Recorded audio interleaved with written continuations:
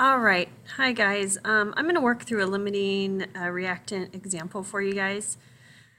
If you want to go ahead and put this in your ISN, definitely work along with the video, pause so you can try to work some of the steps out on your own and check with my work. Let me know if you have any questions. This limiting reactant problem is really similar to the limiting reactant problem you guys are going to see on your quiz this week. Okay, so let's go ahead and start by reading the question and then just kind of thinking about what information we're given. So the question says, what is the maximum amount of grams of H2 that can be formed when 6 grams of HCl reacts with 5 grams of magnesium?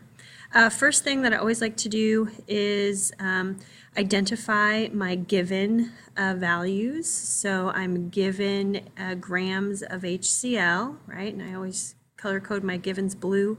And I'm given 5 grams of magnesium. Okay, so those are my two givens. And then I like to identify what I'm trying to find, what I'm trying to solve for, which is the grams of H2. Okay. So this is a stoichiometry problem because I am starting with information about one substance and reaction and converting that to a quantity of another substance. So every stoichiometry problem, you need to have a balanced equation, right? That's where we're getting those mole ratios from. So here's the balanced equation that shows the reaction of magnesium with hydrochloric acid. Products are magnesium chloride and then hydrogen gas. Okay, so what I also like to do once I've got my balanced equation is take out that information from the problem so that I don't confuse myself. So in this particular example, notice how I had two givens. I was given an amount of magnesium, one of my reactants, and I was given an amount of hydrochloric acid, another reactant, and asked to find how many grams of hydrogen would be produced, which is a product. This is the key to identifying a limiting reactant problem. Notice how in the question itself, it didn't say identify the limiting reactant.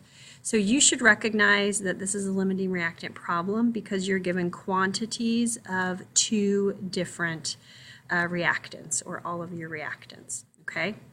So once you've identified that this is a limiting reactant problem, the first step is to convert the quantity of each reactant that you were given to quantity of product. Now I write quantity because this might change depending on what you're looking for in the problem, okay? The quantity of each reactant depends on what they gave you in the problem. Did they give you grams? Did they give you moles? In this case, we were given grams of our reactants, okay? So we're going to convert grams of each reactant to grams of H2 because that's the quantity that they asked for. And we're converting to H2 because they asked for grams of H2. So first step, essentially for this problem, is a mass to mass. We're going to do mass of magnesium to grams of H2. Okay, so that's going to be one problem. Okay, then our second problem is going to be our mass of HCl to grams of H2. So we're going to do two mass to mass problems. So I've went ahead and set them up for you. Actually, go ahead and pause the video and try to set up the first mass-to-mass problem. The first mass-to-mass problem that I'm going to work through here is 6 grams of HCl to a mass of H2.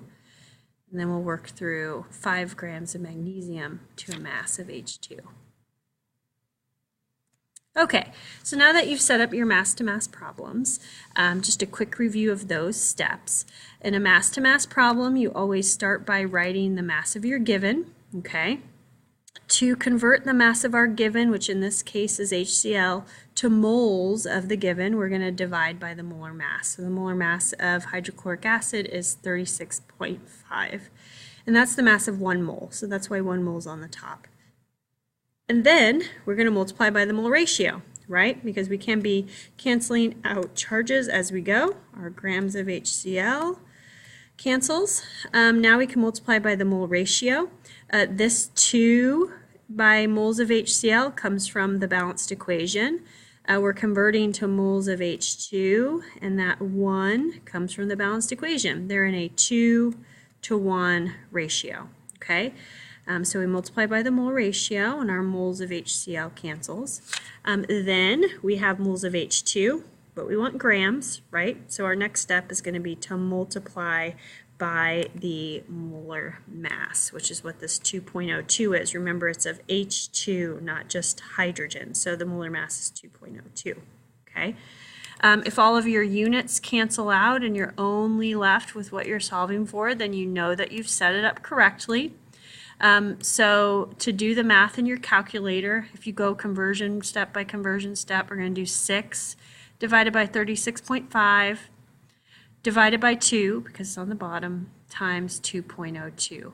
And we come up with a mass of hydrogen of 0.167. So to interpret this, what this tells us is that if we use all 6 grams of HCl, of hydrochloric acid, we'll be able to produce a maximum of 0.167 grams of hydrogen, okay?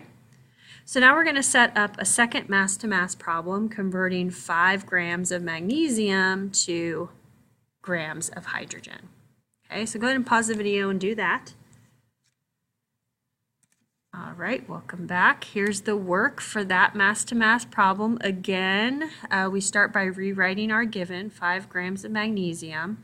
First step is to convert it to moles by dividing by the molar mass. The molar mass of magnesium is 24.31 grams, and that's per mole, so 1 mole's on the top. Next step is to multiply by the mole ratio. So magnesium to hydrogen are in a 1-to-1 ratio, right? 1-to-1. Those numbers are coming from the balanced equation.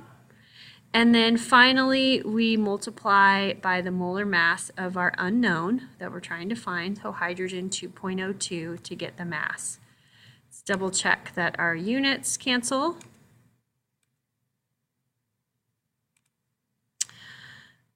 So grams of magnesium cancels, moles of magnesium cancels.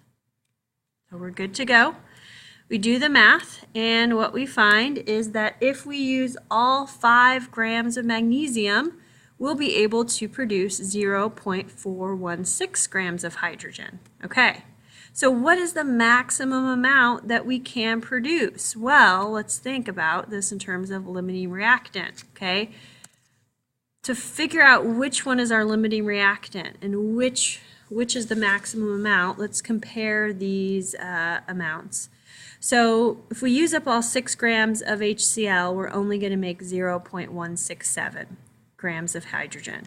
After we've made 0.167 grams of hydrogen, the HCl is going to run out, okay? It will be all gone. And what happens to this reaction when we have no more HCl?